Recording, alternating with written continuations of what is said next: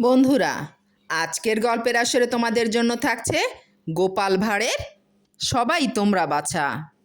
গোপালের স্ত্রী গোপালের সঙ্গে বুদ্ধির লড়াইয়ে পেরে উঠতে না পারলেও উপস্থিত বুদ্ধি তারও কম ছিল না। গোপালের মতো রসিক লোকের সঙ্গে থেকে থেকে তার রসবোধও দিন দিন বেড়েই চলছিল। কথায় তার সঙ্গে পেরে উঠে এমন লোকও কম ছিল। একদিন সে গঙ্গায় স্নান করতে গিয়েছে।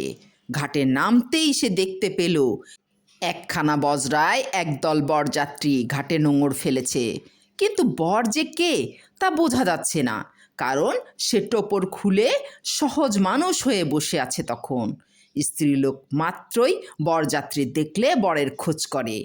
গোপালের স্ত্রীও কৌতূহল বশে জিজ্ঞাসা করলে, হ্যাঁ গা, তোমাদের মধ্যে কোনটি বর?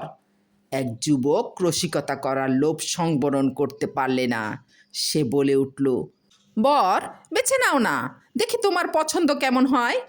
গোপালের পত্নী তখনই মুখের ওপর জবাব দিলে, তোমাদের ভেতর থেকে তার বেছে নেওয়ার উপায় নেই।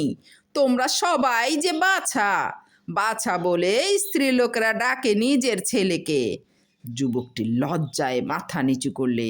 গোপালের স্ত্রীও মুচকি মুচকি হাসতে হাসতে স্নান করে বাড়ি ফিরে গেল।